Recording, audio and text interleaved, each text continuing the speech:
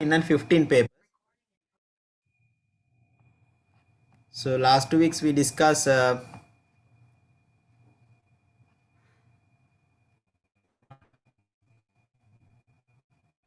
this paper. So this is 2014 support center paper. We discussed and I'll be discussing today structured essay type, but question number 1 I won't discuss because it's linked with your chapter 15, and question number 2 also I'll discuss later. I'll do first I'll discuss question number 3 and 4, right? Because this human you also taken out from the syllabus, some parts not in the syllabus. This part B you don't need to do because it's out of syllabus now. Human year now it's in grade 9. Earlier it was in grade under grade 11, right? And but part A you can do. Part A you can do. Part B no need to do. Question number 2, part A can do, but part B no need to do, right? So first I'll discuss question number 3 and 4, chemistry and physics first. After that I'll come to the biology ones, right? So let's see. Those who have done, you can tell me the answers. 2014, right? Support in a paper, structured essay, right? So some of the students are joined, but anyway, we'll start until they join.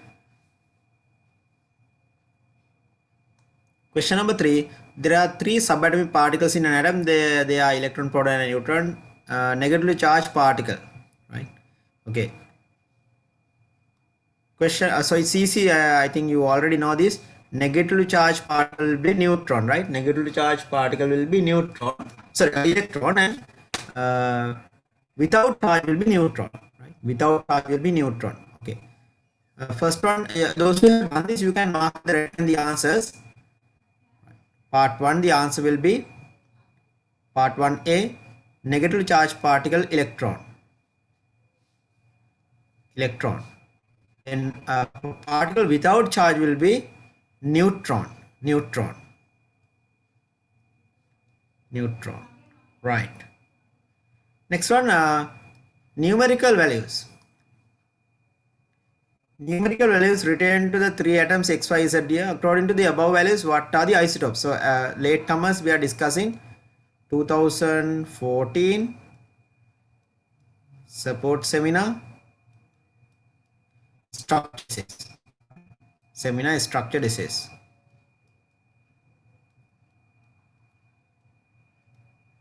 Okay. Question number 3 and 4.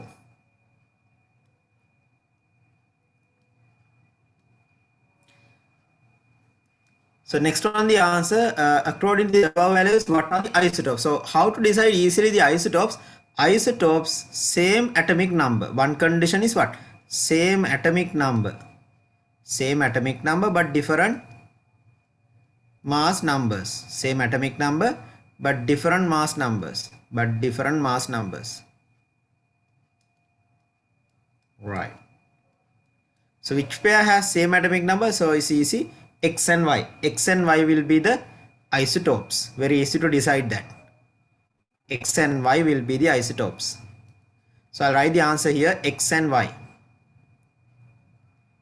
X and Y will be the isotopes. Then next one. What is the property that enable the identification of those atoms as isotopes? So they have allocated 1 mark for each. Marking scheme, 1 mark for this, 1 mark for this, and write in X and Y 1 mark. If you have done, you can put the marks also. Part B, what is the property that enable to identification of these 2 atoms as isotopes? So in both atomic number equal but mass numbers are different. So in both X and Y, in both atomic numbers is equal. Atomic numbers equal but mass numbers different. Atomic number is equal but mass number different. That's how you can easily decide this. But mass number different. Mass number is different. That's how you identify them as isotopes. What is the formula of the compound form between the reaction between X and Y and Z? Y and Z. So how to decide this? Y and Z chemical formula. So you need the valency of these two.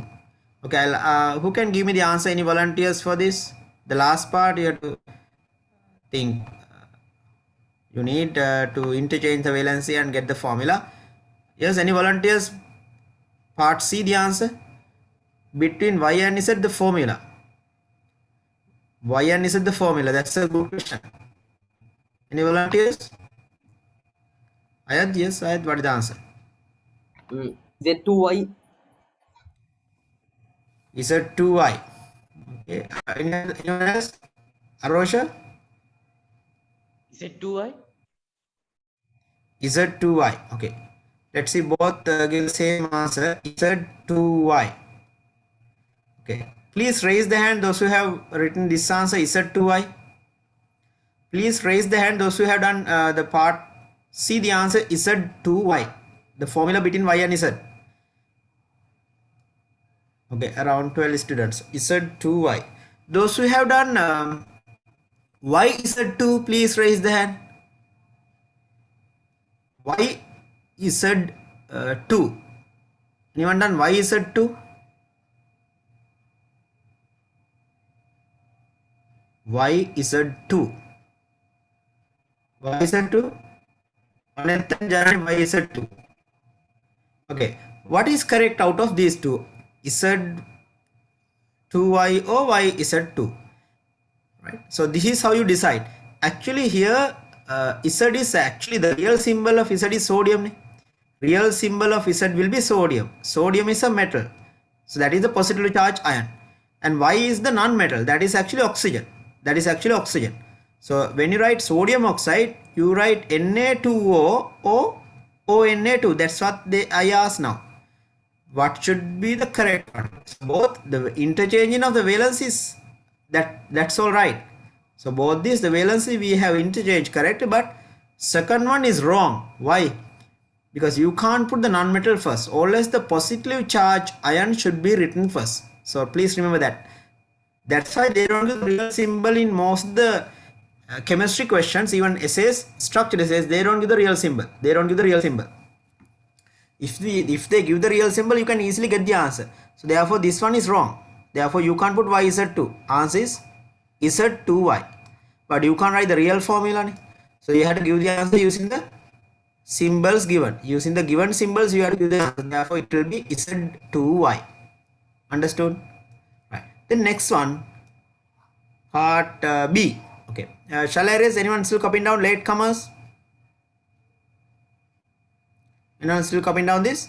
Right. So the last part, the answer. So you are given 2 marks for writing. So you get 2 marks for this. 2 marks. So 1, 2, 3, and then 5 marks for this. 5 marks. So you are done, please. So I'll erase the wrong one. But here you should not write sodium oxide. So please write Z2Y as the answer. Then let's move to the next part, part B. That is based on a graph. Litmal, if you are done, please lower your hand, or else you can take a screen. Right. And I'll erase the screen. Next part. So this is based on the graphical representation of melting point of second period elements. I'll highlight that word, second period elements. Second period elements. The symbol is not given. Now R exists in 2 major allotrophic forms. Always the very key point. So you have to highlight or underline the most important point. Variation of melting point, 7 consecutive elements. That information also a bit important. 7 consecutive elements belong to the second period against the atomic number. So this consecutive word is very important. It's consecutive elements, second period. What are the elements of the second period? Lithium. Okay, I'll write the list of the 7 elements in the second period. You get lithium, beryllium, boron, carbon, nitrogen, oxygen, fluorine, neon. So there are 8 elements, but here they have given only 7 consecutive elements. There are 8 elements, but they have given only 7. So you can see here, out of all these, which one has the highest melting point? From lithium to neon, who can give me the answer for that? Out of these, which one has the highest melting point? Yes, out of these, out of the real symbols? Carbon.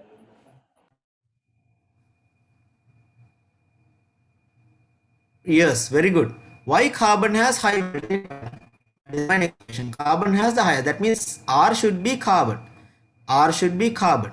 Group 4. Carbon has the highest melting point of out of the second period elements. Why? Anyone can give me the reason why carbon has the highest melting point? It's a non-metal. Yes, Ayad? In carbon, it is made in an this allotrophic form. That means because of this atomic lattice, Very graphite good. and diamond. Correct. Very good. That is due to the lattice formation, due to the lattice structure, due to the lattice. Graphite, diamond. It exists as carbon, graphite, and diamond due to the lattices, formation of lattices, right? Due to the existence of lattice structure. So carbon has the highest melting point due to the so graphite and diamond have very high melting point. That means this should be carbon group 4. Group 4 has the highest melting point. Then before that you get group 3. What is group 3 here? The real symbol I'll put boron. Then next one group 2. What is group 2 here? Because there are 7 consecutive elements. Then group 2 will be beryllium here. Beryllium. Then S will be now this melting point is negative. Melting point is negative, that is nitrogen. So T will be oxygen, U will be fluorine, V will be neon. So I put the real symbol near each. But when you write the answers, don't use the real symbol. So this should be carbon. Then we can predict the others. Since it is 7 consecutive elements, which one is missing now? Group 1. Lithium, except lithium, they have gone all the other 7. Always my advice, when you read data, when you read the paragraph, either structured essay or essay type questions, please highlight to underline the active words. So out of these, all the words given in this paragraph, at the beginning of this question, 7 consecutive elements very important, and second period element. So there are 3 important informations you have to pay more attention. Number 1, 7 consecutive elements. Number 2, second period. Number 3, R exists as 2 major allotrophic forms. What are the 2 major allotrophic forms of R? Graphite and diamond. What are the 2 major allotrophic forms of carbon? Graphite and diamond. Remember, chemistry of carbon is very, very important. Carbon, there are lattices. Carbon, there are allotrophic forms. Carbon, there are isotopes. And carbon is the most widely used element in nanoscience. Carbon is everywhere in organic compounds. Carbon is present in the atmosphere as CO2. Carbon present in your body, in biological molecules, biomolecules, carbohydrate, protein, lipid, nucleic acid. And carbon is present in organic compounds, hexane, benzene, ethanol, methanol, propanol, all the plant oil, all the petroleum fuels, carbon content, carbon present. Right? Carbon form the most hardest natural substance in the nature, diamond. Carbon exists in the form of fuel, like say coal. So carbon is black, and carbon is present in your ballpoint pen also. We call it ink, made of mostly carbon, black color. So the pencil rod contain carbon, right? Solid lubricants contain graphite. So carbon has different forms. Chemistry of carbon is very, very important. Every year there is a question related to carbon. Carbon is the only non-metal that conduct electricity. Carbon is the only non-metal that conduct electricity. Carbon forms 4 bonds, valency 4. So it can form multiple bonds. All the organic compounds, carbon is a must. Very important. Now let's see the answers. Identify the group of the element R. So very easy. So I don't need to ask the answer from you because I have already marked that in the graph. R, which group? Group 4. How did I decide R as the carbon? How did I decide? What evidences? What are the evidences to select R as the element carbon? There are 2 important information given in this paragraph: allotrophic form and highest melting point. One information I got directly from the graph. Who is at the peak of this graph? Which element? R. So out of all these, look at the screen now. Out of all these 8 elements in the periodic table, the second period, out of all these 8, highest melting point is what? Highest melting point carbon. Highest melting point carbon due to the existence of lattices. Highest MP, I put MP. So therefore one information I got directly from the graph and the other information I got from the paragraph. Graph R as the peak, in the paragraph R exists two major allotropic forms. So therefore always you have to pay attention to this. Now when you read the paragraph, highlight or underline at least with a pencil, then no need to read the same paragraph again and again, no need to waste time. So is that clear? Therefore sometimes you get ionization energy graph, electronegativity graph, right, motion graph. So graph based question you get in from both chemistry and physics, but you get graph in biology also. Some example now you get rate of reaction graph representation you can get, displacement time graph you can get, velocity time graph you can get, human population growth curve, we didn't discuss that. And biology also you get some graph, right? Okay, now let's see the answers. Part 1, the answer will be group 4. Group 4. Group 4. Then next one, the names of the two allotrophic forms of R. So what are the allotrophic forms of R? Diamond and graphite. So the answer will be, those who are done, please mark the answers with red pen. If you want, I'll give marks also here. This one you get 1 mark, and graphite 1 mark, diamond 1 mark. The students, those who join late, previous part, you please request the recording after the class with your September name code and email address. Let's indicate the reason why both these allotrophic forms have high melting point. Because they form giant atomic lattices.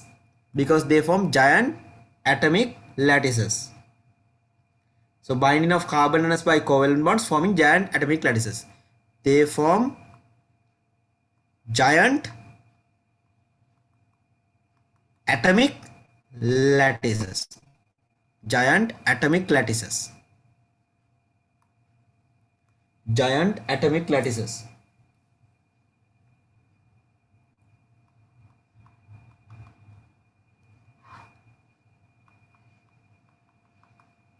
Right. Next one.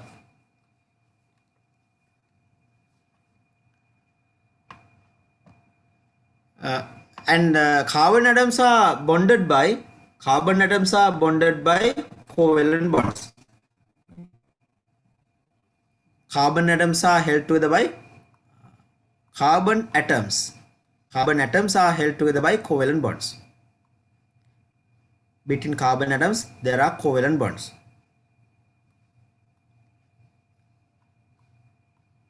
Carbon atoms are bonded by covalent bonds.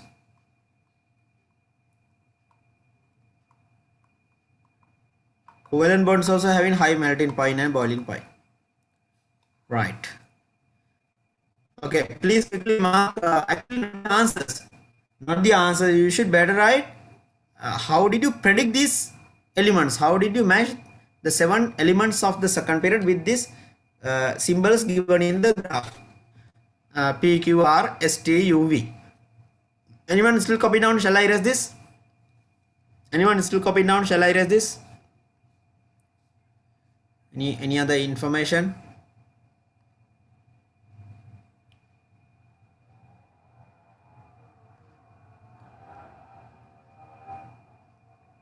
Done?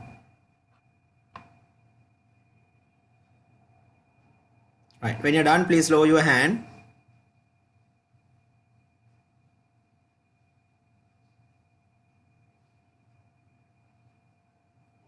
Right. So let's move on to the next part.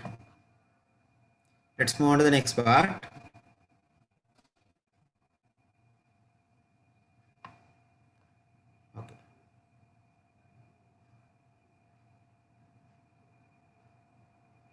I'll erase the screen now. Next one.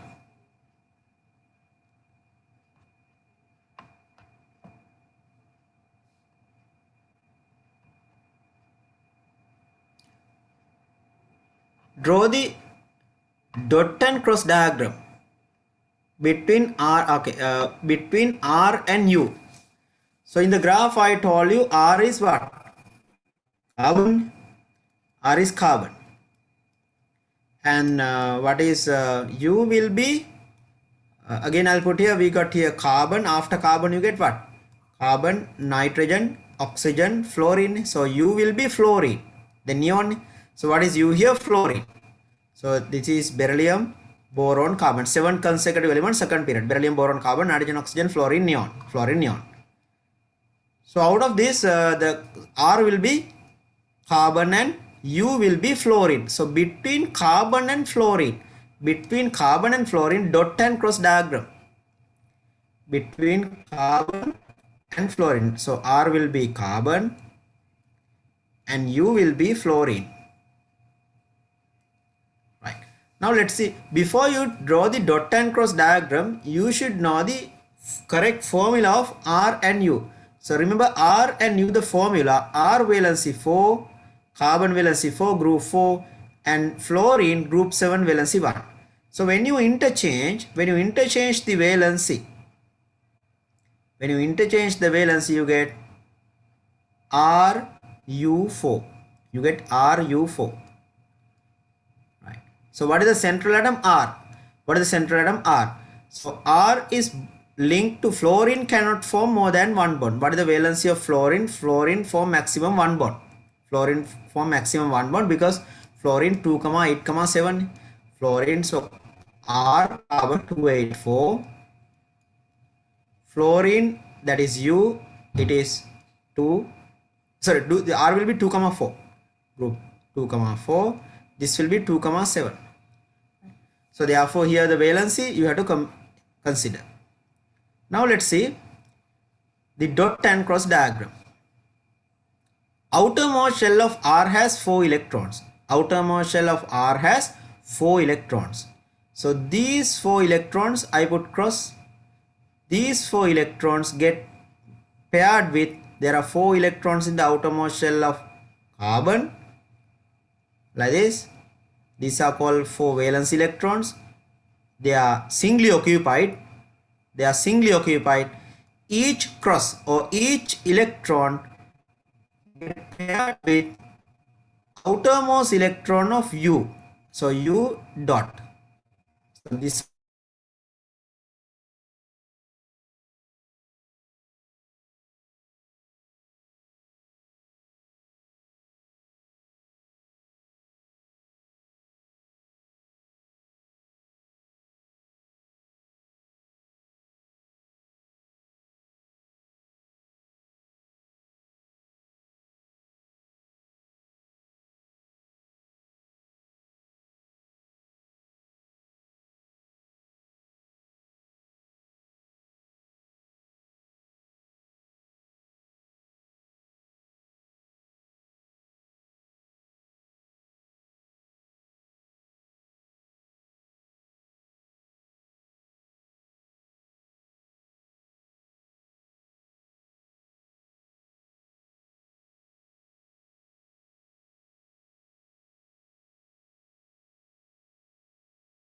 right. So you can see here one electron is the one. Okay, I'll quickly draw it again. Sorry about that.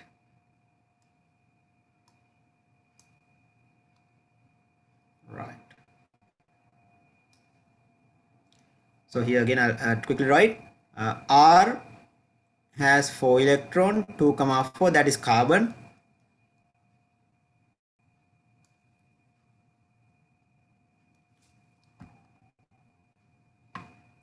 Now remember, under new syllabus you will get definitely one of this, either Lewis structures, either dot and cross diagram, or Lewis dot dash diagram, or we call it Lewis dot diagram, Lewis structure, or dot and cross diagram. Then so next one is uni. So U has, that is 2, 7. So out on R there are 4 electrons. I can quickly draw the answer, but you should know how to do it.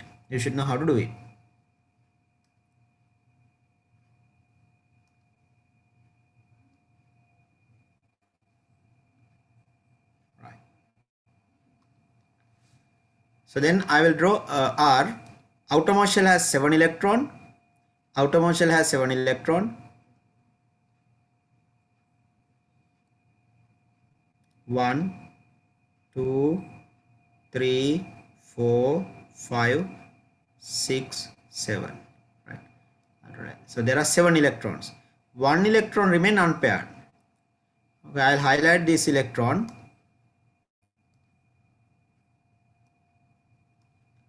This electron and this electron.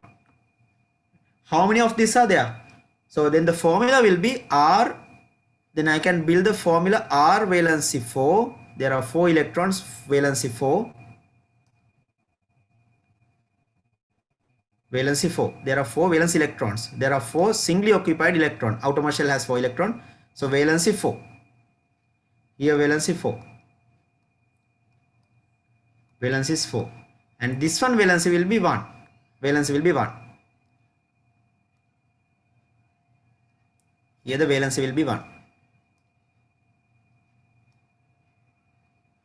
Any other example, don't memorize the structure. So here the valency is 1 because 1 unpaired electron.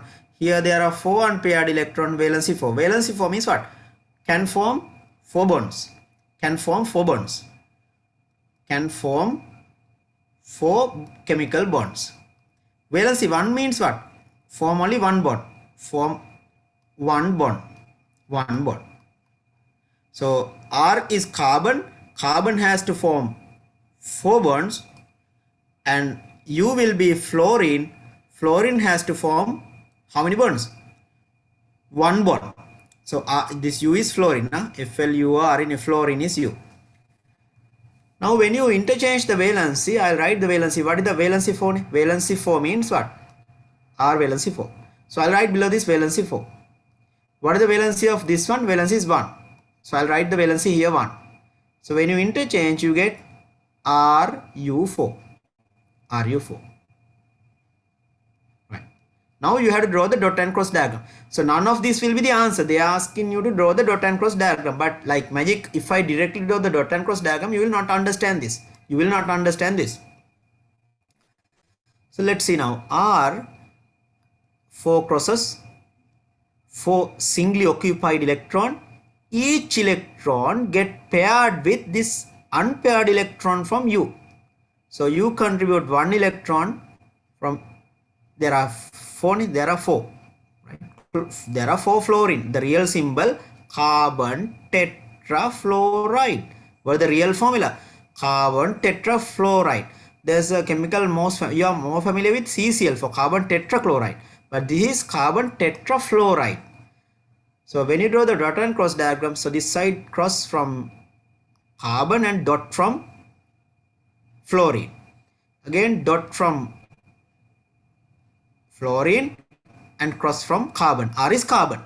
You should not use the real symbol. Only the electrons in the outermost shell enough. So look at the screen, the instructions given. Only the outermost shell enough. No need to draw the inner shell electrons. Not necessary to draw the inner shell electrons. Then next one, here dot. So mostly what happens, the students, they forget to put the remaining pairs, the lone pairs. So these are called lone pairs. There are 3 lone pairs around each fluorine. There are 4 lone pairs around each fluorine atom. 4 lone pairs. 4 lone pairs. Like this.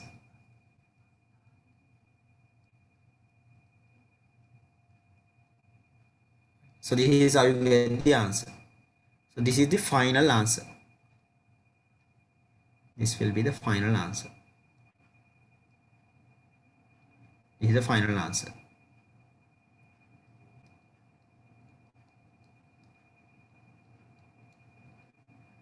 Right. So see whether now these pairs are called what pairs? These are called lone pairs. This is called what? Lone pairs. This is called lone pairs.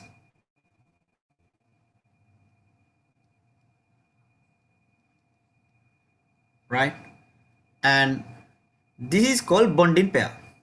So please label this. This is the middle one between the atoms. Between atoms, bonding pair. Bonding pair. This lone pair is also known as non-bonding pair. The lone pair, what is the other term used for? Non-bonding pair. Non-bonding pairs, lone pair. So now, other most important thing I want you to learn here, R has reached octet.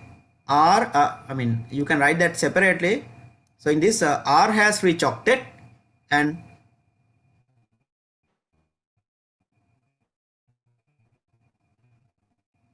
U also has reached octet. Around you, there are electrons altogether. So I'll write here.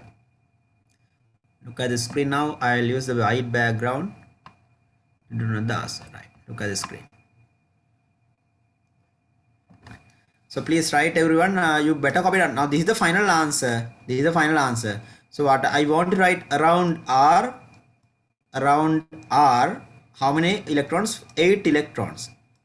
8 electrons in the valence shell. Then around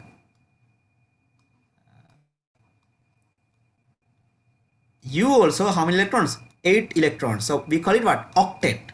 Octet. So they have reached octet.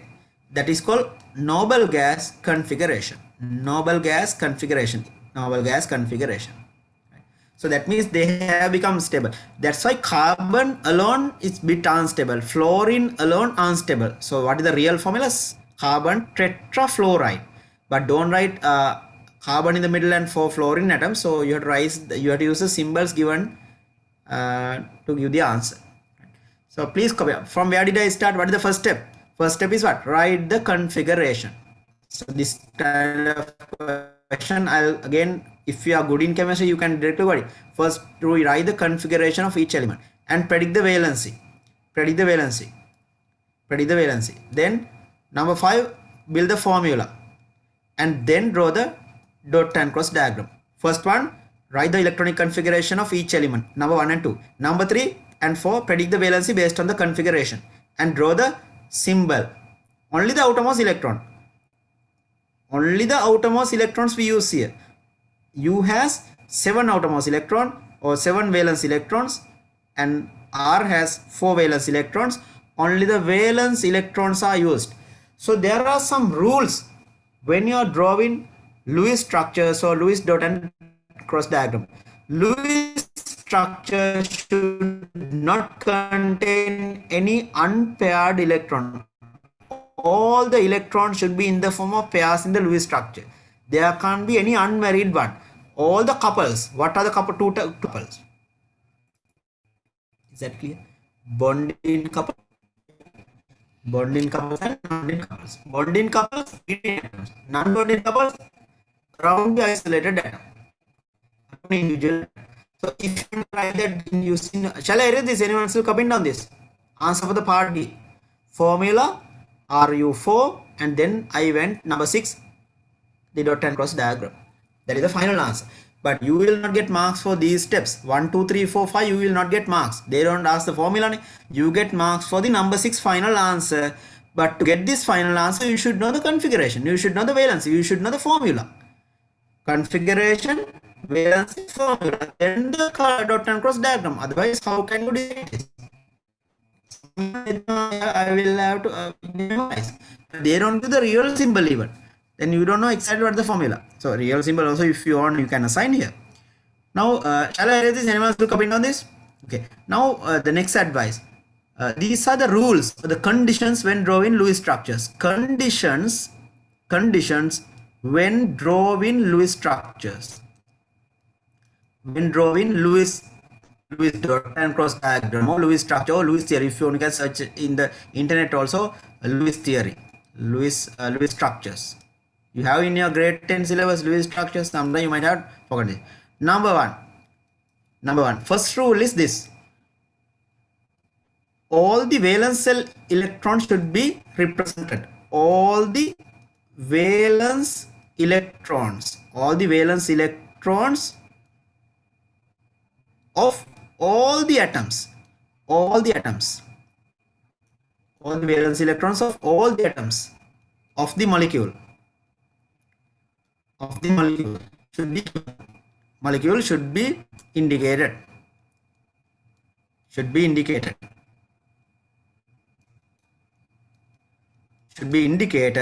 How it is indicated?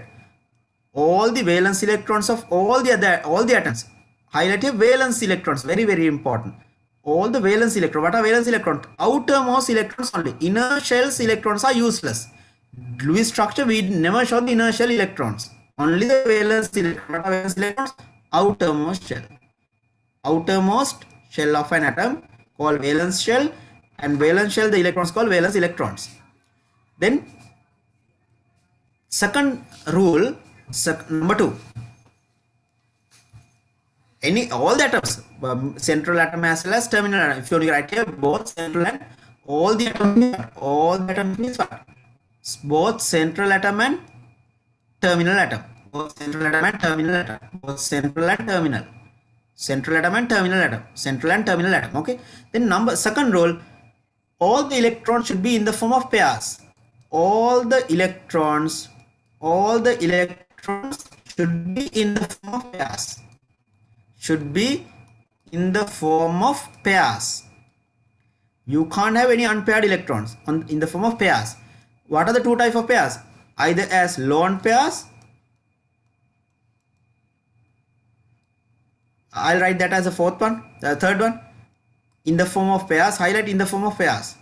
In the form of pairs. So third one, lone pair, bond in pairs between the atoms. Bond in pairs between the atoms. Whatever the Lewis structure, this is applicable even until A level. Right? Until A level chemistry, these rules are valid. Bond in pairs between atoms and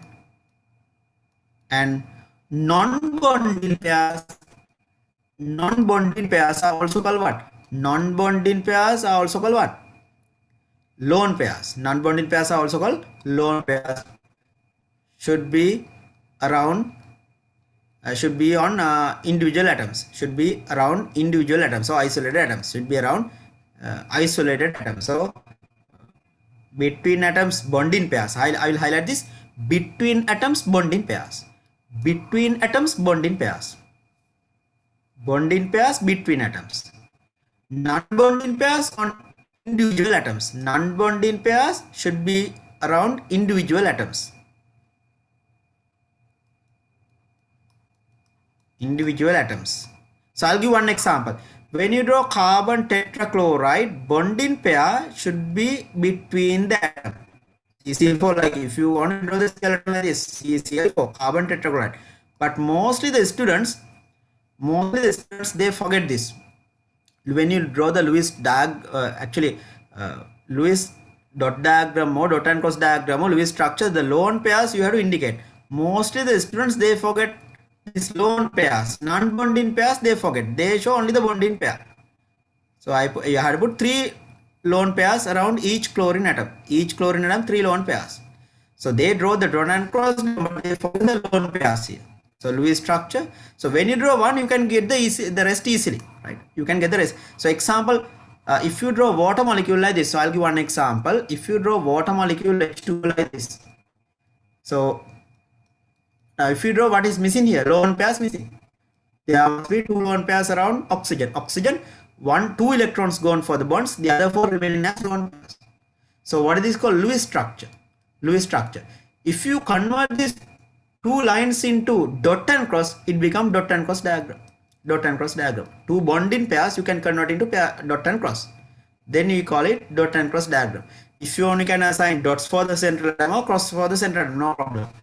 And if you convert this into all the pairs as pairs of dots, then we call it Lewis dot diagram. So these are the 3 things: Lewis structure, Lewis dot and cross diagram, and Lewis dot diagram. So this is introduced to new syllabus. This one, Lewis structure and Lewis dot diagram, introduced to new syllabus.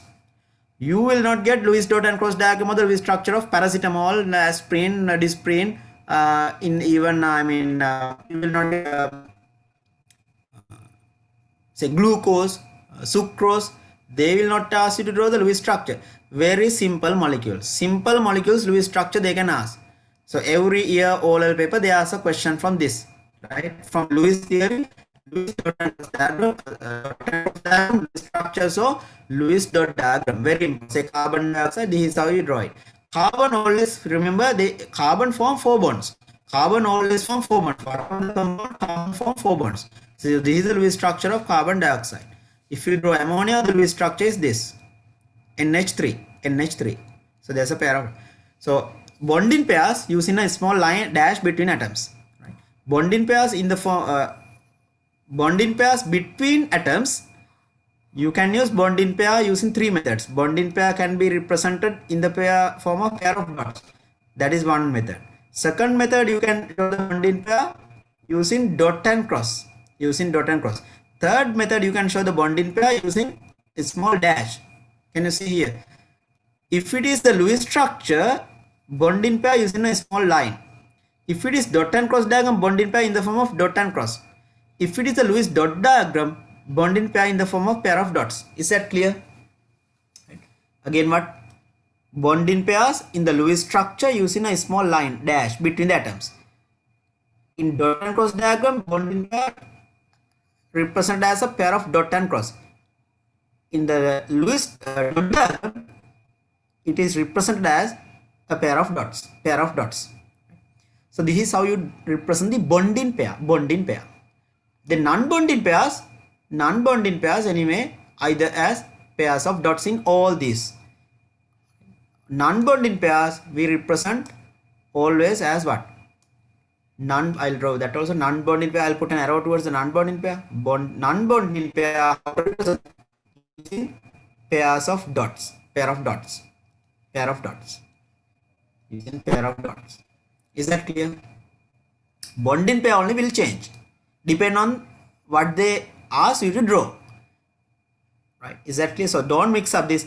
And any structure, the lone pairs or non-bonding pairs you have to represent. But hydrogen, no, nothing hydrogen, only one electron. When that electron gone for the bond, nothing left. Hydrogen has just one electron. When it is given to form the bond formation, nothing left. Right. So that is very important because I thought of you had to revise it because you had done this in grade 10. Okay, what are the rules when drawing the Lewis dot and cross diagram or Lewis structure? All the valence electrons should be represented.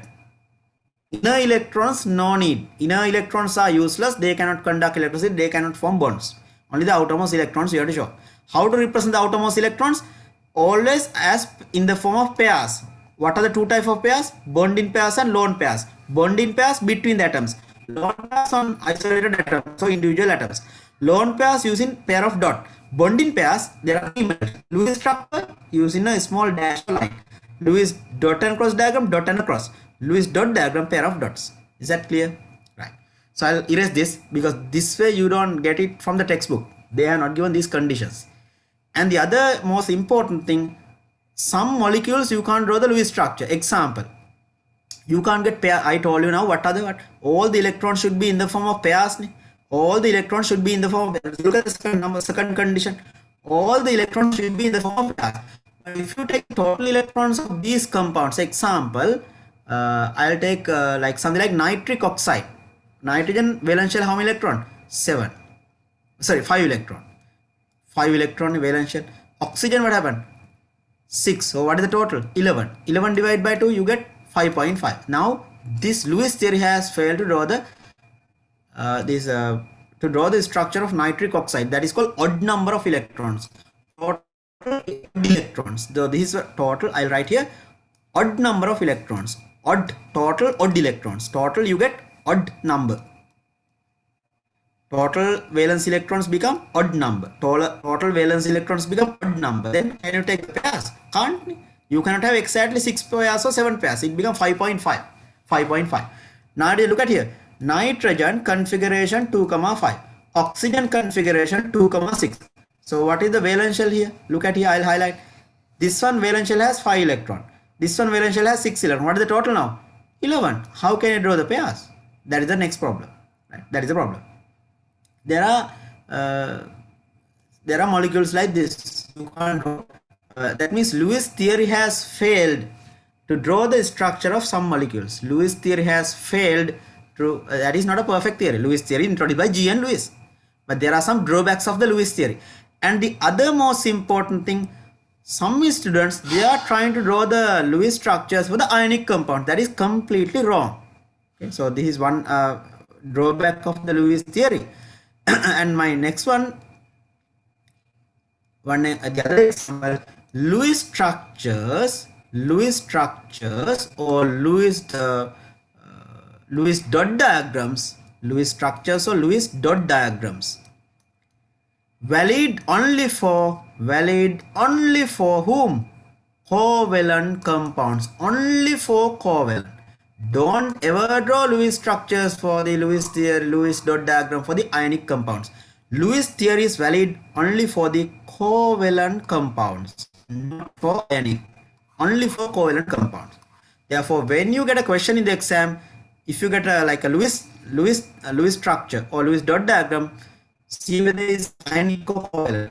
Ionic compounds, you can't draw the Lewis structure. If you only write that, I'll put a stand. Ionic compounds, you cannot draw the Lewis structures. Only for covalent compounds, but not for ionic. Lewis only for covalent, only for covalent. Lewis dot diagram or Lewis structures only for covalent, only for covalent compound. But not for ionic, Ionic, there's a different methods, but not for ionic, Very important.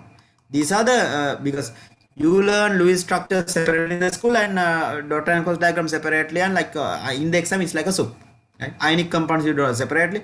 Ionic compound you have to represent the ions, right? Represent the ions, not the Lewis structures. So don't mix up this.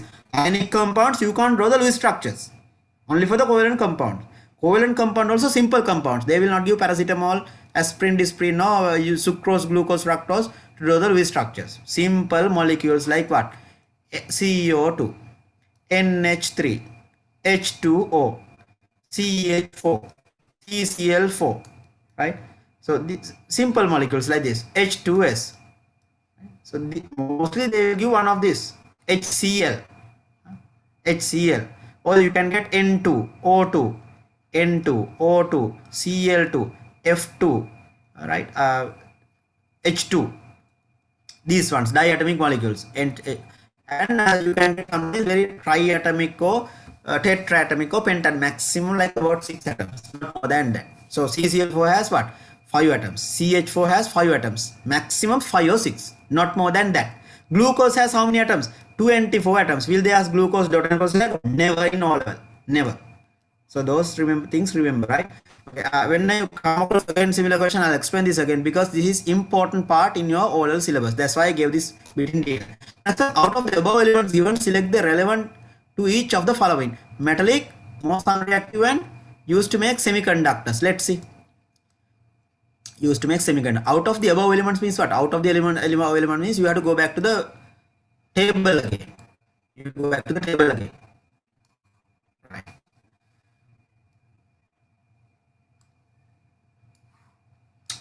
Where's the table now? Sorry. This table, right? This table, let's see. Carbon is R is carbon because allotropic forms are there and highest melting point. Look at the graph, melting point graph, R is at the highest. Therefore, R should be carbon group 4. So earlier also I told latecomers. Those who join late today, so please request the recording after the class. First part you might have missed because I explained the graph at the beginning, right? Then carbon, before carbon you get boron, before boron you get beryllium, and after carbon you get nitrogen. After nitrogen you get oxygen, fluorine, neon. So all these second period element. Only lithium is not given. Lithium only not given. There are 7 consecutive elements. 7 consecutive elements. So here 7 consecutive elements given here. Right. Now what is the question they ask? Semiconductor. What is the semiconductor they ask? And used to make semiconductors, most non-reactive metallic element. Most non-reactive metallic element and semiconductor. Look at this now. I'll write here itself the answer. Metallic element will be what? What is the metallic element here? Okay, who can give me the answer? What is the metallic element here? Out of these 7, what is the metallic element? Beryllium, boron, carbon, nitrogen, oxygen, fluorine, neon. Okay, what is the metallic element? Okay, any volunteers? Any volunteers? Shamuthi? Tell me what is the metallic element?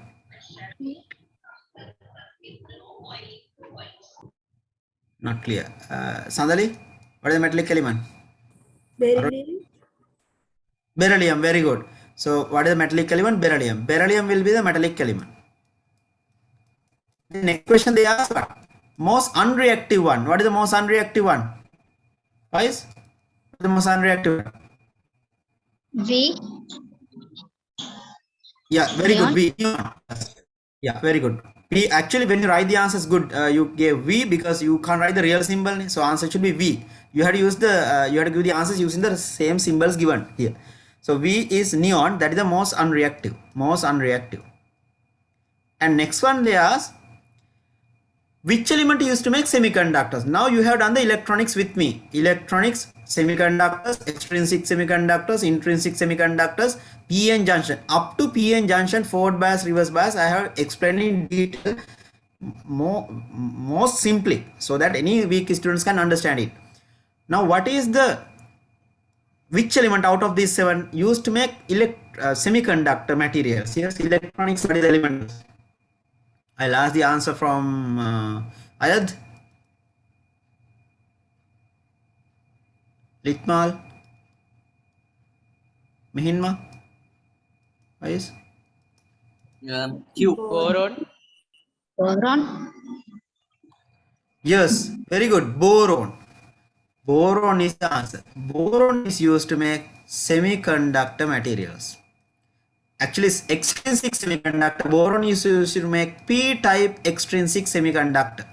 Boron is used to make p-type extrinsic semiconductor. If they ask S, then it is used to make n-type extrinsic semiconductors. So this is how you get the question in the exam. So every year structured say you get like based on the periodic table. Based on the periodic table. Right. So what is the answer then? P, part B, V, PV, PVQ, PVQ. What is the answer here? PVQ. So these three, the answers will be PVQ, PVQ. So I'll write the answer here. Those who have done this at home, you can mark with the red pen PVQ. So what is P here? If you only write within bracket the real symbol, beryllium. What is V here? Neon. What is R Q here? Boron. Is that okay? Next one, last part. Write the formula of the compound formed between P and T. PT. What is PT? PT the valency. P valency. What is P here? Beryllium. T will be what is here? Hydrogen, oxygen. So beryllium and oxygen the formula. Beryllium and oxygen formula. Both has the same valency. Group 2 valency 2, group 6 valency 2. Right? So that means P and T, group 2 and 6. Group 2 and 6 valency will be 2 2. That means Be2 plus and O2 minus. Then it will be PT. Answer will be PT. PT, the real symbol will be beryllium oxide. So valency 2 2 means what? It get cancelled. It get cancelled. 2 2, simplest ratio 1 1. Therefore the formula is PT. Real formula beryllium oxide, but don't write the real formula. Okay, so that is, it's a good question, right? Okay, I'll erase this. The other more simple, the one more thing I want you to notice in this graph, you can see a melting point negative gases. All these are gases. Gases melting point negative. After carbon you get what? Nitrogen, oxygen, fluorine, neon. All are gases. So the gases, the melting point negative. All these gases, melting point is negative. So that is also very important. If melting point and if melting point negative, definitely the boiling point also negative. If melting point negative, boiling point also negative. If both these are negative, definitely it's a gas. Any element, if you get both boiling point and the negative point, melting point and the boiling point negative values, that means they are gases. That also I want you to understand here. So that is why you can easily decide this STUV below 0 melting point, that means they are gases, right? Okay, so that also I want you to understand. Then let's move on to the question number 4, physics. This is important for knowledge because that's why I'm discussing this question number 3 and 4 first. This is from the domestic electric circuit. You have done grade 11 unit 10 electricity lesson, right? Okay, I'll ask first the answers from you. Name the part labeled as X. What is labeled as X here? X, where's X here?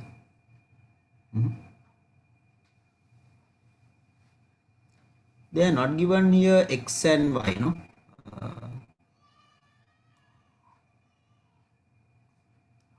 Yeah, it's here.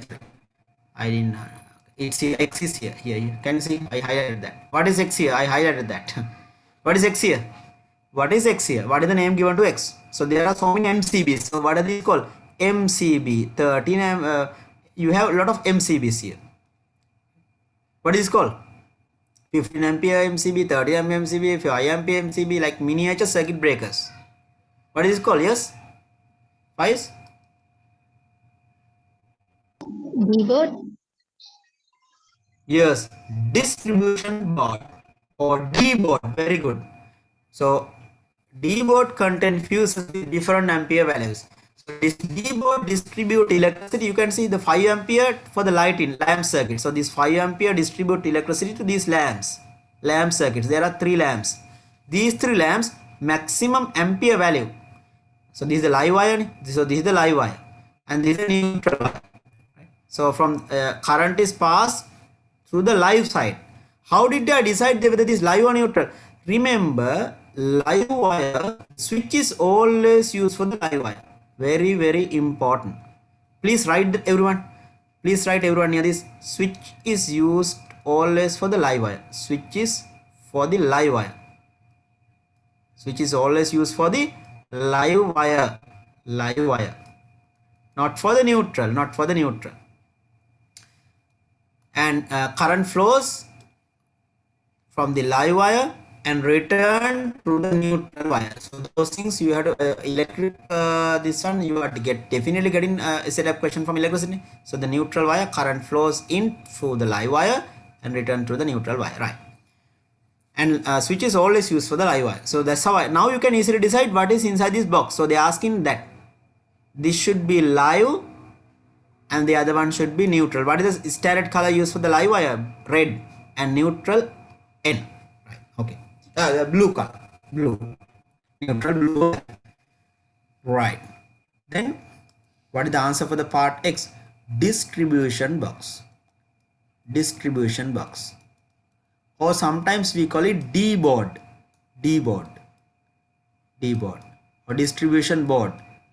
Sometimes we call it fuse box. Fuse box. Fuse box or distribution box or D board. Any of these accepted in the exam. Next one. Device represented as. What is the name of this device? Who can give me the answer for this one? Part 2A. Part 2A. Who can give me the answer? Any volunteers? Anjana? Miniature circuit breaker. Miniature circuit breaker. Actually, not the MCB. Miniature circuit breaker. Yes, yes. Okay. Any other alternative answer other than that? Yes, Anjana, you are correct. Miniature circuit breaker. Other than miniature circuit breaker, any other term that we can use for this? Ayad? Lanita?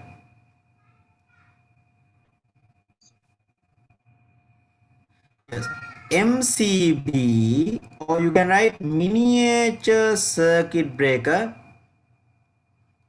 or you can use MCB stands for miniature circuit breaker. You can write the full name if you want, or you can write MCB. Miniature circuit breaker or MCB. If someone write fuse, that also accepted. There are 3 methods of writing the answer for this. The symbol represent what? Miniature circuit breaker or MCB or fuse. Now remember, please copy down this everyone. In the exam, if they give like just like this rectangular box, what is this called? What is this called? Who can give me the answer? What is this called? Yes? Okay, please quickly copy down this everyone. Okay, please quickly copy down this all 3. One is this. The other one they can give this one.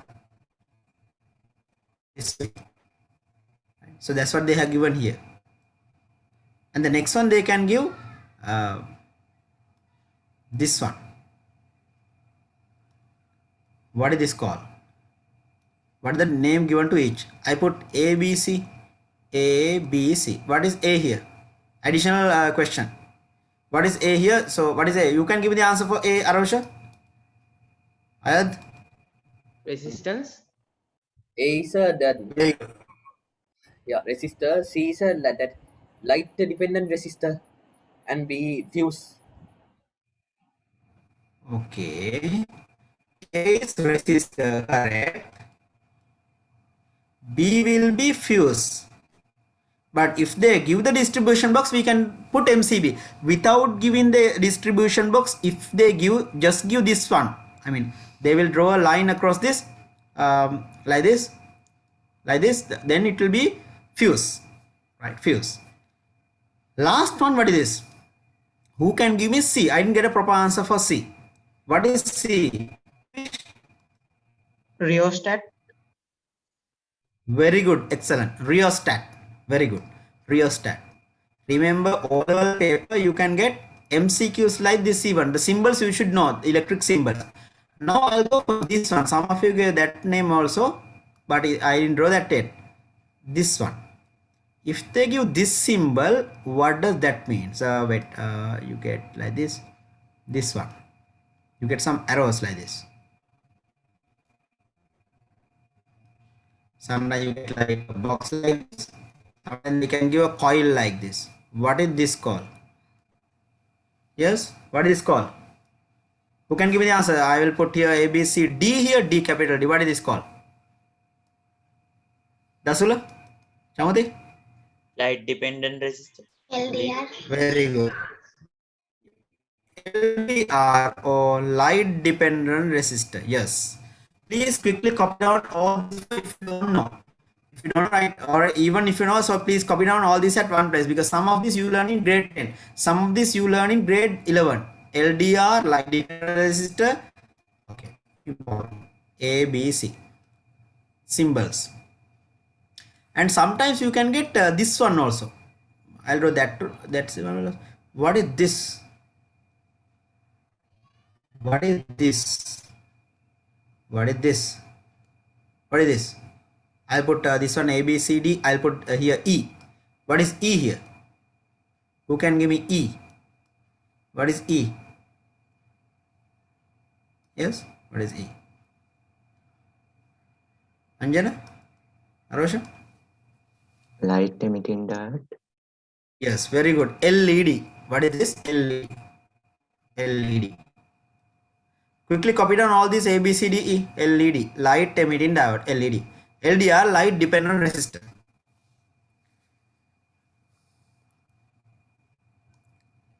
They can give this sometimes. You might not believe. Once in the oral paper they gave 4 symbols like this and ask what it is and write down the role of each. What is the role of each? Then question number, what is part B? What is its function? What is the function of MCB? Who can give me the answer for the next one? Give me the answer for the part B. What is its function? Dasula?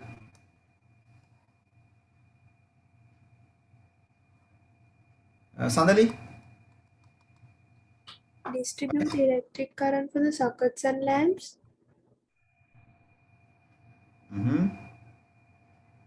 Oh, that also correct. Other than that, any other alternative answer? Only to one section of the house. Okay. Any other alternative answer other than that? Actually, why there's an ampere value here? That is, there's one more alternative answer to give for this. What is a 15 ampere? For the lamps, what is the maximum value? 5 amperes. If you are going to get more than 5 amperes, if I connect more, like lot of bulbs here, I add more bulbs here. What problem will arise?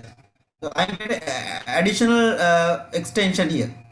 I get additional extension. I attach more lamps here, more lamps. Then what will happen? What will happen? I put on all these lamps at once. I put lot of lamps from this same branch, 5 ampere maximum. I'm going to get more than the given value. Then what will happen? This MCB automatically go off. 5 ampere MCB miniature circuit breaker automatically go off. That means that prevent the flow of current greater than the permitted value. That is very important. I think you can add. I think I have not given that in the theory table. Theory table I told to distribute electricity to the lamp circuit and the sockets. Other than that, please add this also. Right here, prevent the flow of current greater than the permitted value. Greater than the permitted value is 5 amperes. It won't allow to flow more than that. If you are trying to get more than that, it will go off automatically. So prevent the flow of current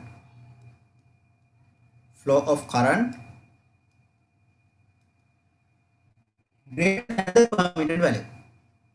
Greater than the permitted value. Greater than permitted value. Every house there's a distribution box D-board. Now one more example. Now imagine if I am doing an electrical repair. If I am doing an electrical repair, or if I want to replace one of these lamp, I can disconnect the supply from this 5 ampere fuse. Only this MCB I can disconnect. Only this MCB I can off. Then what happened? Only this area no power supply, but the other areas, sockets and lamps, what happened? They are working. Otherwise, AC and all the electrical components, blender, grinder, washing machine, everything go off. So if you off the main or the trip, all go off. But at night it's very risky. So then everyone has to wait until you replace the lamp. Everyone has to stay in the dark until you replace the lamp. And do you notice one more thing here? Sockets, what happened? Lamp you get live and neutral. But socket circuits, this ring circuit, 3 connections, live wire, L, then neutral and earth, all 3 are there. That also very important. Middle one is neutral and the last one will be earth wire. That means whenever there's a leakage from these lamps or the sockets, it's get earth to the earth wire to the ground. What is the benefit? Otherwise you will get electrocuted. When you touch this plug point, accidentally what happens if damage one? So then immediately that leakage current get earth through the earth wire, not through you. But what happened? Earth wire is not connected properly by the electrician. Earth wire is not connected properly by the electrician. Then what will happen? The pin is there, but the wire is not. It's sometimes maybe the animals can bite. Then you will get electrocuted, and the trip will not go off. The leakage current will not get earth. When you touch, imagine if there's a metal outer covering. If there's a leakage from inside, when you touch the metal outer covering, maybe microwave oven, maybe hot plate, you will get electrocuted. So that is dangerous. So this is very useful, like not only for the older science paper, in our day-to-day life. Now next one, part 3. Inside the circle, right? Yeah, I have done it. It's done. So this part 3 I have done here. Done. How did I decide L and N? Inside the circle, you asked about L and N. Done. How? How did I decide? Fuse is connected to the live wire. How did I decide L for this circle? Look at the MCBs. Always live wire is passed through the MCB or the fuse. Right? That is very important. Lamp circuits. So what are the 2 things you have to remember about the lamp circuits or lighting circuits? Live wire is always used for the switch. Even in the plug point, the switch should be connected through the live wire. And even lamp circuits, no earth connection. Why? Are you going to touch the lamps daily, morning and evening? No. Once it is fixed, it's there until you replace it. But not like the microwave, not like the electric iron. Electric iron maybe like frequently you iron clothes. Microwave frequently operate. You touch the metal outer casing. But the lamps you are not going to touch unless you take lead, and if you want to suicide, you can touch them. Right. Naked wires. Then part 3 also I have done. Remember, this part is bit important for this time O level. Why? They haven't asked this for a long time. This is 3 stars of this important for upcoming O level papers. Right. Shall I read this? Did you all finish copying down this? We have finished this lesson now. Now we are doing electronics in the theory class Friday night. Okay, I'll read this. Then question number part 4. Part 4. equally supplied, differently supplied. There are three lamps. So that's also a good question. This is how you get the question in the paper. Three lamps ABC, 60 watt, 40 watt, and 75 watt. Right, physical quantity related. 60 watt related electricity equally supplied. What is equally supplied to this? I'll highlight that green. What is equally supplied? Right. Who can give me the answer for this? All the lamps here. All the lamps, what is equally supplied? They are parallel. Here there are three lamps parallel. What is equally supplied to all three? Equally supplied. All these are parallel connection. What is equally supplied? Yes. They have asked this once in the older paper also. Ayad, what is equally supplied to this? The voltage. Very good. Potential difference or the voltage. Correct. Either you can write voltage or potential difference. Very good. Equally supplied. If it is 230 for the first lamp, second lamp also you should get 230. Third lamp also you get 230. 230 volt potential difference should be equally supplied to all the lamps. Any holder in your house, any holder means like lighting circuit lamps, there's a holder. When the lamp get burned, you have to replace that lamp. The holder you are not going to change unless it is damaged. So that is 230. Any plug point 230. So therefore all the lamps, all the unless if you don't have a rechargeable device like mobile phone, laptops and all, then those devices having a battery, the battery voltage not 230. Laptop battery 19 volt, mobile phone battery maybe 5-6 volts. Then the voltage will be different. Then you need a AC/DC adapter or that box like thing in the laptop charger. Otherwise, usually all the others electric oven, refrigerator, television, they all operated from 230 supply. Then no need to reduce the voltage. But laptop charger you can't directly supply battery 230 because the battery get blast. Battery will blast because of high voltage or it will get permanently damaged. Mobile phone battery you can't supply 230. Mobile phone battery is 6 volts maximum, like 6-7 volts or mostly 3.5 4.5 volts. If you supply 230 then it will get damaged. Then you need to reduce the voltage high value to low value, that is called step down transformer. That is what you have a box like thing in the laptop charger. Now what is equally supplied? Potential difference. So I gave the correct answer, potential difference, or you can write voltage. Potential difference, or you can write here voltage. Right. The next one, what is differentially supplied? Now imagine they have the different watt value. Now you can see here power equal VI. So look at this equation. Now all these have been, okay, I'll put here P equals VI, P equals VI, P equals VI. So this is for the 40 watt lamp. Then this one for the 60 watt lamp. And the other one for the power P power VI, and this is for the 75 watt lamp. Now all three they have different values, so gradually the power increase, but voltage all three constant.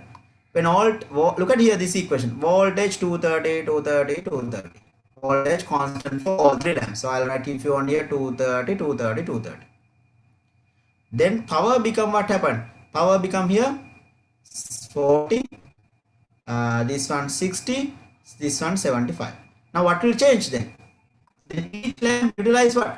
Different amount of current. So I will be same. Can I give the same value for current? No, current will change. So definitely the current will increase. 40 watt lamp produce less current. This lamp produce more current. So I for current. So what is differently supplied? Electric current. It's a very good question. Right. The next one, what type of switch has been used for the C? Right. Let's see. Shall I erase this? Did you all finish copying down? Anyone still writing? Please raise the hand. Please remember, today I am doing the class from 7:30 to 9:30. The usual time 8 o'clock to 8 to 10. So only for today we are doing from 7:30 to 9:30. So if anyone of you have missed the first half an hour or maybe 45 minutes, please request the recording after the class. Right. So what is okay, I will erase this. What is this?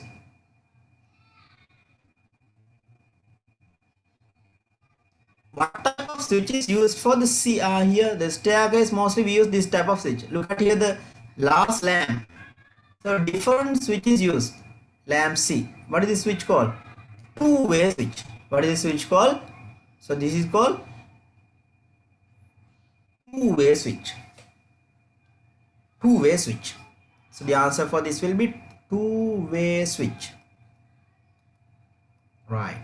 Next one, the earth wire of the circuit is earth. What is the advantage of earthing? Right.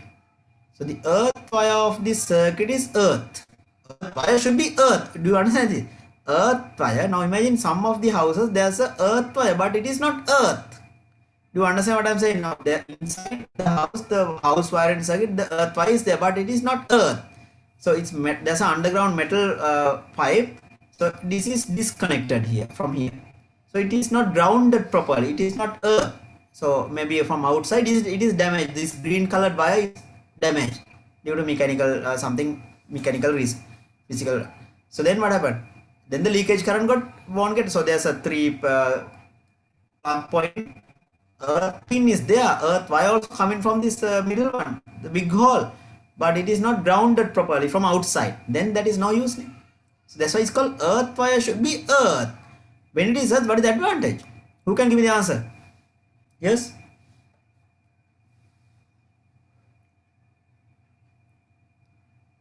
Yes. What is the advantage of earth in the earth wire? Ayat?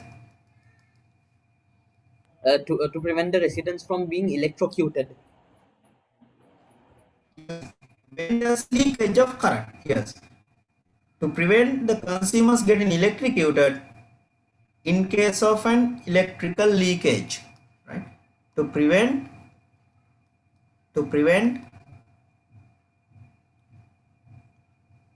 the danger or the accidents due to the leakage current. To prevent the accidents due to leakage. You can write the answer using onwards, no problem. To protect the consumers or to reduce the risk of getting electrocuted due to the leakage current. Leakage should be there. Due to the leakage of electrical leakage. To prevent accidents in case of electrical leakage. To prevent accidents in case of an electrical leakage. In case of an electrical leakage.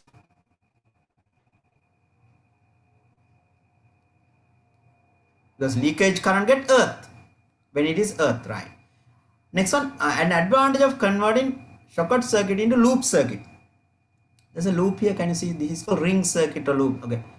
Did you all finish writing this? To prevent accidents or to prevent the danger when large amount of current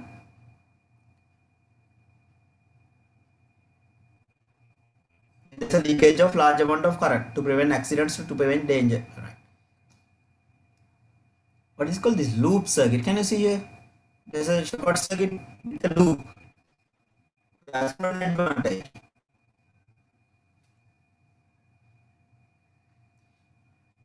I'll highlight that loop circuit here. This is a ring. Sometimes we call it ring circuit. Here, this one. This is this one. I'll highlight that. What is the advantage of connecting the plug points like this? You can separately attach to each plug point wires. What is the benefit of doing this way? That's what they ask. One benefit is what? You can connect extra plug base easily. If you want to connect this side, imagine now what happened. In the kitchen, there's only 3 plug points. Now you have so many electrical appliances in the kitchen because annually you buy a lot of stuff. Then what happened?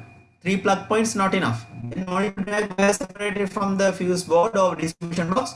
You can connect from here. You can get any plug point here. You can connect here, right? And then you can connect even this side. You can connect plug point. So it's easy to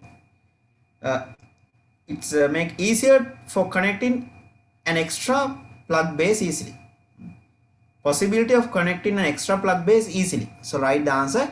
What is this? So please label this. This is loop circuit. That's what they are given here. They are given here advantage simple short circuit to a loop circuit. Here, loop circuit. This is called loop circuit. Or we call it, some papers they give ring circuit. Ring circuit. It's a ring circuit. Okay, so please write the advantage of having the ring circuit or the loop circuit. Last part, the answer. Possibility of connecting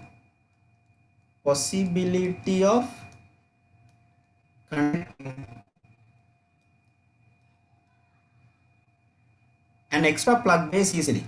An extra plug base easily.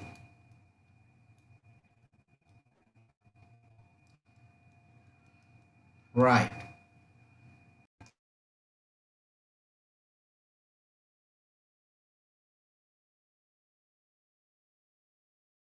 Right. Next one. Shall I erase this? Done. If someone write to reduce the thickness of wires also accepted. If alternative answer, you can write possibility of reducing the thickness. To reduce the thickness of wires. Ability to reduce thickness of wires. Otherwise, you have to use thick wires. Thickness of wires. Right. Possibility of connecting an extra plug point easily. Extra plug point easily. Otherwise, you will separately drag the wires from the fuse board or the distribution D board from the fuse box or the distribution box.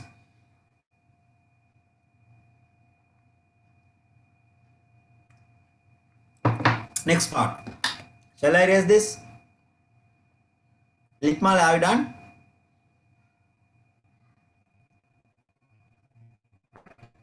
Then next one. This is from electronics. It's a very good question. From electronics is a very good question. Right. Part 1. Who can give me the answer? What are the components in A and B that produce electricity? Who can give me the answer for the part 1? Any volunteers from electronics? It's a kind of little difficult, but it's a very good question. Okay, my advice. Okay, I'll give a clue. Look at the graph and tell me this graph of this circuit. From here. AA. Here, look at here. AA. You should have good eyes. Good eyes means what? Sharp eyes. You should observe these hidden letters, symbols. Then you can easily get there. Here, BB.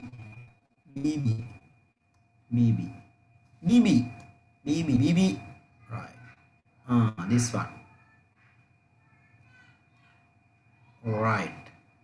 What is this? Now you can easily get. From the graph, you can tell what is inside here. Okay, tell me the answer for the capital A. What is the device inside the component inside A? That's the answer from. What about the others? What is this graphical? Devish, what is the answer? Yes, Devish? Batteries. Battery. Okay. Any other alternative answer, Faiz, other than battery? Solar cells. Solar cell. Okay, very good. Battery, solar cell. Any other alternative answer than battery and solar cell? Devish and Faiz give solar cell and batteries. Any other alternative answer for capital A? What is current call? Okay, near the graph, this represents what? DC. What is DC? Direct current. DC, direct current. If you only write here, this is AC, alternating current. So what are the sources of AC supply that you can put here? You can put inside here a battery. You can put a battery here. Or you can put solar cell. Why? They produce DC, direct current. Solar cell. These are the answers for this. Capital A can be solar or battery. Right. Or even dry cell. Solar cell, battery. Or if you write dry cell also, it's accepted. It's very easy. Now who can give me the answer for the B? B. What should be the what type of component produce this type of this nature of current? Alternating current. What should be the device in B? Yeah. Now understanding the question itself, 50% you are done. Some instrument, they look at the diagram and keep on reading the same question again and again, but they don't know what they are going to ask. Then it's terrible. You don't know what to write. But if someone explains now, then you know, is that what they ask? What is this, Devish? Faiz? Dynamo. Dynamo. Okay, very good. Very good. Dynamo. Excellent. Any alternative answer? Dynamo? Right? Other than dynamo, Sonali? Moksha? Moksha? Generator. Generator. Very good. Very good. Very good. Yes. All of you are correct. Generator or dynamo. Excellent. But the problem is the same. Either it's, I am not worried about whether you are giving the correct answer or wrong answer. At least the same set of students raising the hand all the time, every time. Others, I don't know what they are. You never open the mouth for a question. Right. What is dynamo? Dynamo, or you can write generate. Generate. Right. Next one. That next part is little difficult than this. What are the current? That is also easy. What are the current produced by A and B? I have already done it. So what is A? Direct current. I'll write here direct current. Direct current is the alternating current. Alternating current. Alternating current. So this can be dynamo or generator, right? Dynamo or generator. Right. Next one.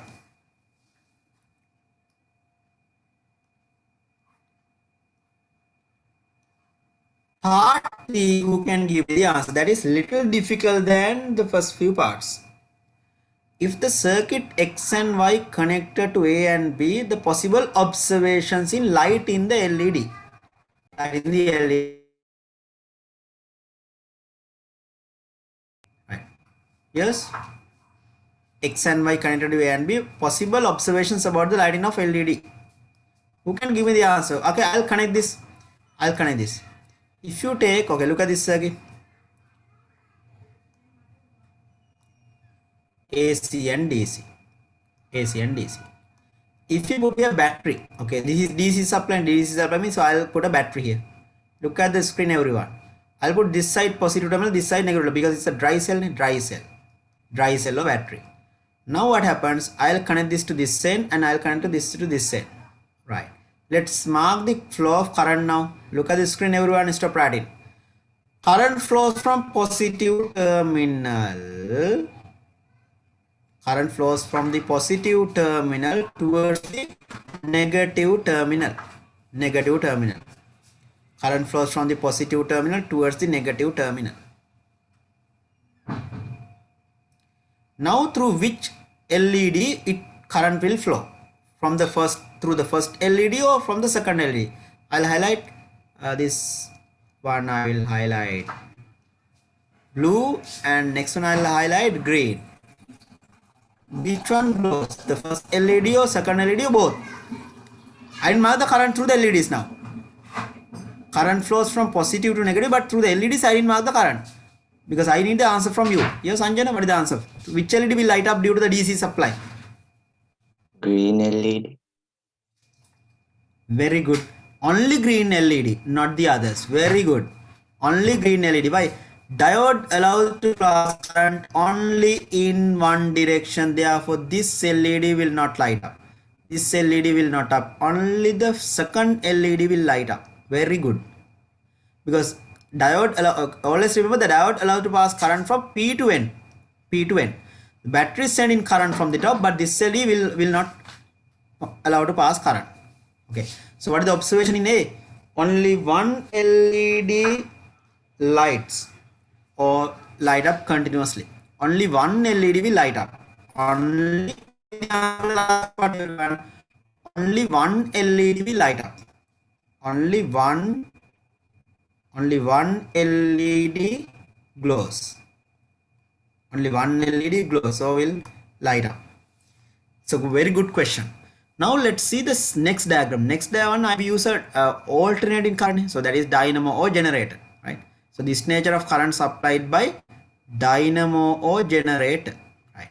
That is actually the symbol used. This one is symbol used for the because alternating current begins to flow from both sides.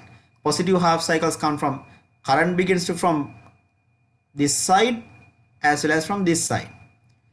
Right, I'll use two different colors now. Alternating current means current can flow from each side, not only from the top, from this way also. If I put a plus and minus, so from both ends it can go. Positive half cycles will move in this side. It's like this. If I take a waveform, this waveform plus minus. Positive half cycles come from this side, right? And negative half cycles move from this side, something like that. Plus minus. Positive means forward, negative means backward, like that.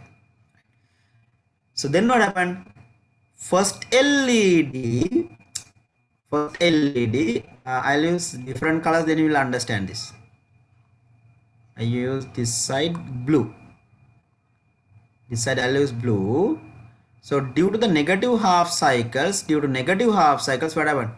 Which LED glows? First LED will light up due to negative half cycles. Due to positive half cycles, the other LED will light up. Right, that's how it happens. Black arrows, due to the black arrows, that means due to positive half cycles, second LED will close, but not continuously, it will blink.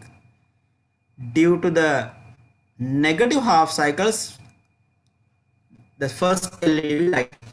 Is that clear? That means current flows alternatively, alternating current. First LED and second LED. First LED, second LED. First LED, second LED.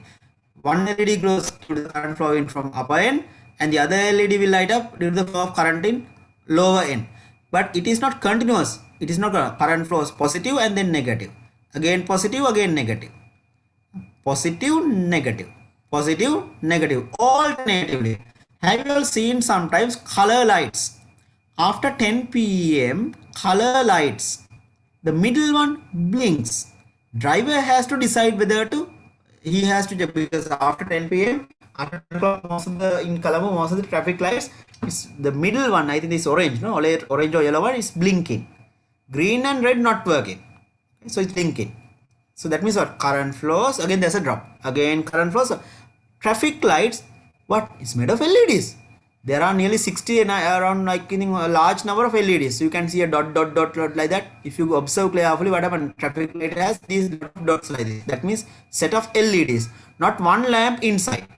Otherwise, what happened? If you put only one lamp for the traffic light, if that get burnt, traffic light is not working. But here, when there's large number of LEDs, even one LED is not working, the rest will light up. That is an advantage. Traffic lights, signal light, contain LEDs, three different colors LED: green LED, red LED, and orange LED. Right? So the middle one is blinking after 10 p.m. So you can make this happen by using this type of current. You pass AC, alternating current, alternatively. Current flows, there's a drop. Again flows, there's a drop. Flows means what? Red part forward. Again, that means that through the one LED, the negative one is not moving. Then again positive half cycle. Again there's a drop. Again positive half cycle. Then there's a drop like that. So it's blinking. Okay, so that is, it's a very good question here. The last. So what is the answer for the part B now? In the circuit B, we supply alternating current, then both the LEDs will light up, but alternatively. Nice question. Both the LEDs, I'll write the answer at the bottom. Look at the screen, everyone. Both the LEDs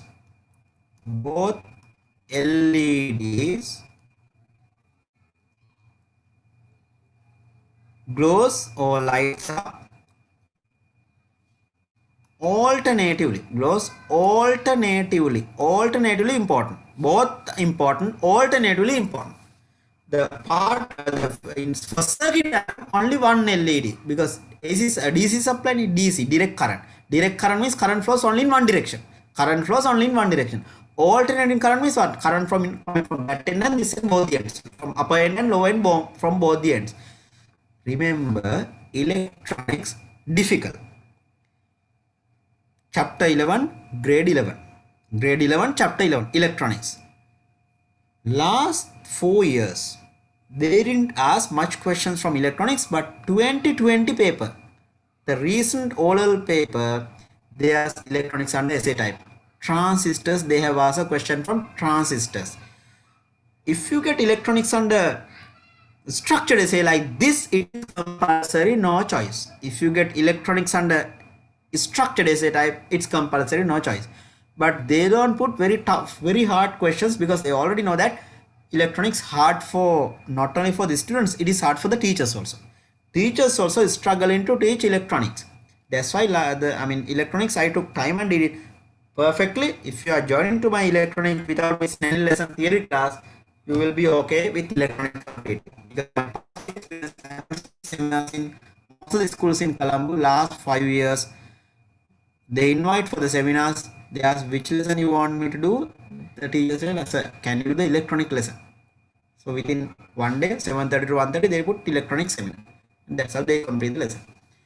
Most of the teachers, because actually the government sector schools, most of them are lady teachers and not male teachers. Percentage wise, if you take, most of them are teachers. The male teachers less, right? Even in the education sector, even if you go to the zonal education office, divisional education office, so the provincial education department, most of them are ladies. So therefore, I am not telling that because that is one problem actually in our country also now. Even in the university entrance, now the gender there's a problem now. Mostly girls. Medical faculty, the intake higher percentage intake, the girls percentage, the intake more than the boys. Even now engineering faculty, that is a problem. Earlier more boys are entered into the engineering faculty. Now the girls percentage has slightly increasing. I don't know what is the reason, but anyway, maybe they want to make money early and settle and build a house and economically stable. Boys, they can't wait for a long time because they have to get married and they have a lot of responsibilities, so they can't keep on studying until age 35-40. But girls actually, of course, so they have I'm not saying they also have a responsibility, but that is a problem I think in Sri Lanka. But one day what happened, at this stage, if this is not good, right? I'm not telling like the girls. So one day what happened, the more doctors, more lady doctors in the hospitals and more male nurse, right? Like kind of that kind of situation. So that is not good. There must be a balance between these two. Anyway, next part, I'll share I give enough time. So it's a good question. Put a star for this.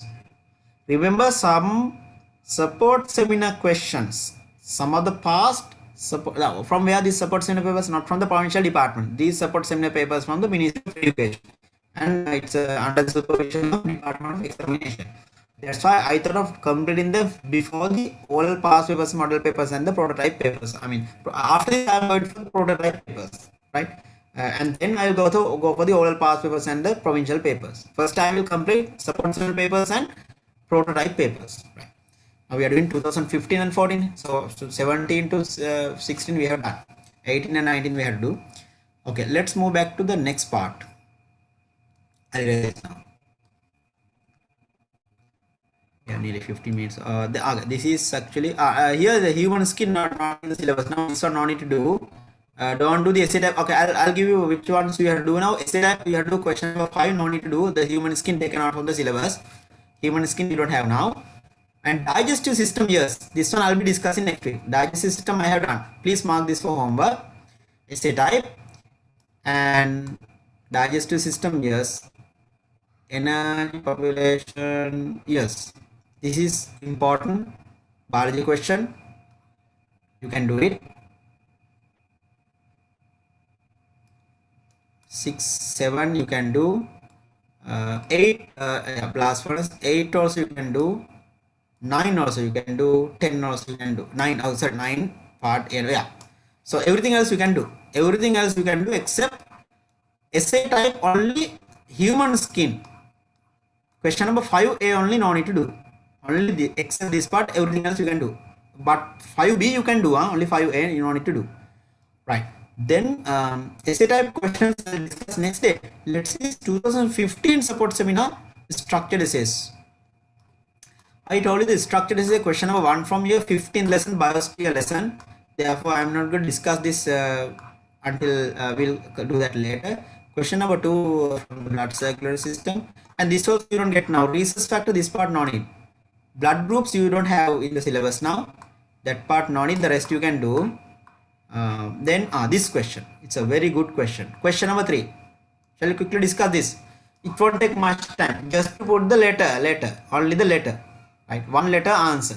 Who can give me the answer for the part A? Others also, I'm expecting at least, please, maybe you might have not done, but at least you can get the answer. What is the answer for the part? Lowest boiling point. Actually, this looks like a polymer. I'll give a clue. This looks like a polymer. This is like water molecule, like covalent compound, H2O, covalent. And this is like, this is definitely diamond, lattice, diamond, lattice, atomic lattice. This is like ionic lattice, sodium chloride. Now you can easily guess it. Ionic lattice, NaCl, looks like this. Diamond, atomic lattice, looks like this. Atomic lattice. This is discrete molecules, like water molecules. Or you can take even sulfur, H2S, hydrogen sulfide. It's a gas or liquid, covalent molecule. Last one is a polymer, long chain polymer. Now give me the answers. What is the answer for the part 1? Compound with lowest boiling point. Which one has the lowest boiling point? Ionic lattice or atomic lattice or polymer? Or C, molecule? Who can give me the answer? Answer will be, any volunteers? Ayat, what is the answer? Which one has the lowest boiling point? C. The D. C. D is a polymer. Polymers having high melting point. Right. Synthetic polymer. What is a synthetic polymer?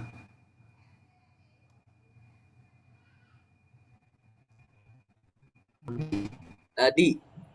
Yeah, very good. Substance with highest melting point.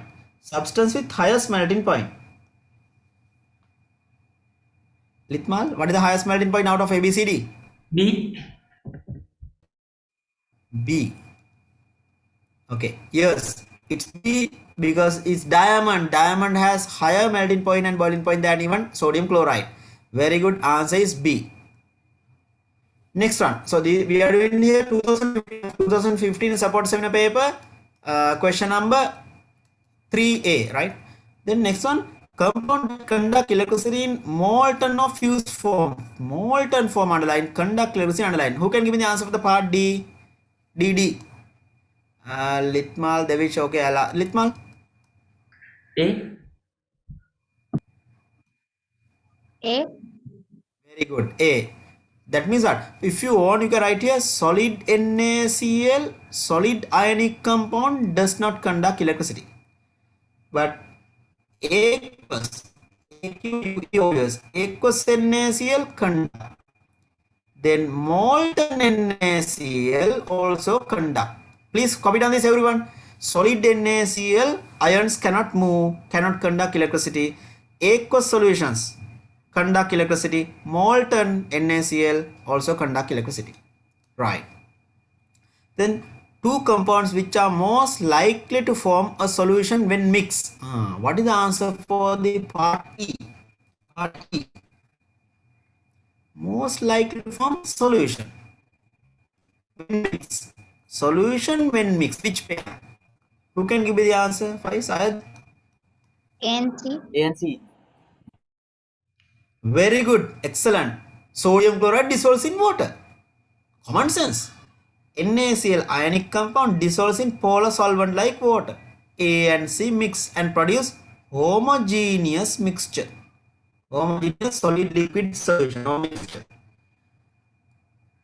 Last one, substance that pollute the environment mostly. Which substance pollute the environment mostly out of this? Sodium chloride or diamond or water or D? Common sense. So this is how you get the questions like a soup. Ionic compound, atomic lattices, covalent molecule, polymers. So nice question. Yes, what is the answer for this? D. Part F. D. Yes, very good. Answer is D. That is polymers, synthetic polymers, not a natural polymer. There are natural polymers also. The things that you eat, carbohydrate, protein, lipids, they are natural polymers. They are biodegradable, but this synthetic polymers are non-biodegradable plastic polymers, so they can pollute the environment. So please raise the hand those who got all the parts correct. There are 7 parts. all 7 parts correct? Please raise the hand. Those, be honest, those who have done this at home and got all the parts correct. Around 7 students, 8, 9, less than 10 students. What about the others? I told you when I put today the link also, I am going to discuss the structured essays of these 2 papers. So this one letter answer, it won't take much time. Remember my I will show you now I will put to the group, or next day I'll have the still I am updating the oral results, the last batch. When I analyze the last year oral batch results, those who got A pass for science, I can still remember, like there are few names appear here when I ask a question, those who raise the hand, or those who are some of you don't raise the hand, but I know some of you have done it at home and you are marking it.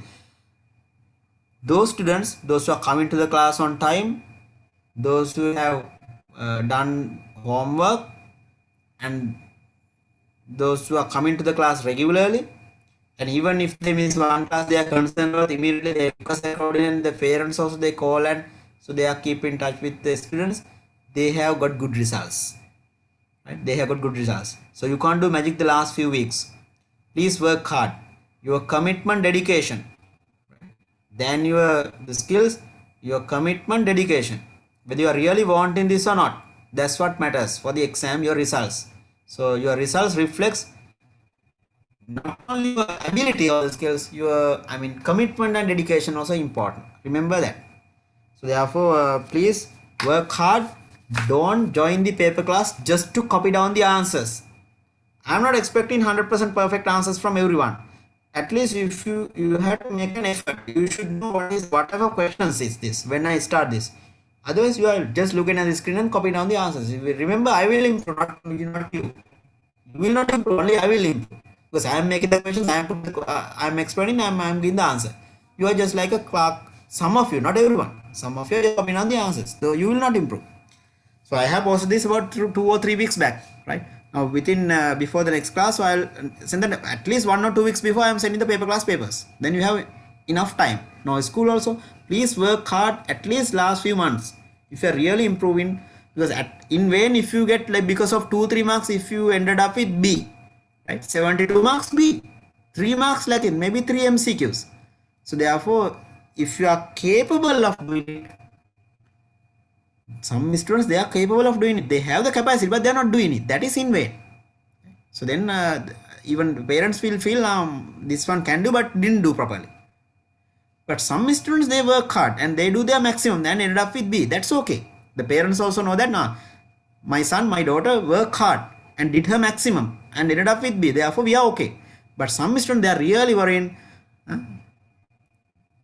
Sometimes they don't they are really worried. They suffer because they know that their daughter or son were capable of going for A pass, but they didn't do it properly. Right? So therefore, don't spend in front of the screen for the other things these days. No computer games, no teledramas, no movies, no social media. Because you are looking at the screen most of the time for the online classes, so you have to protect your eyes. You have to that posture, your mental health also important. Reduce the time spent in front of the screen for the other activities, only for the online sessions until the schools at least until the physical classes or the schools reopen. Right? Otherwise, it's not good to your eyes also. You will get headache and because last 3 months before the oral exam, before 1 or 2 weeks, if you end up in this situation, you get severe headache with the eye issues. Because with eye problem you can get headache, you get the neck pain with this the same posture long hours, right? Sitting in the same place. So that is not good. Anyway, you have to consider about those things also. Now anyway, I did the class today from 7:30 to 9:30 because I have an urgent meeting at 9:30. So then we will meet again next week. Until then, stay safe and God bless you and good night.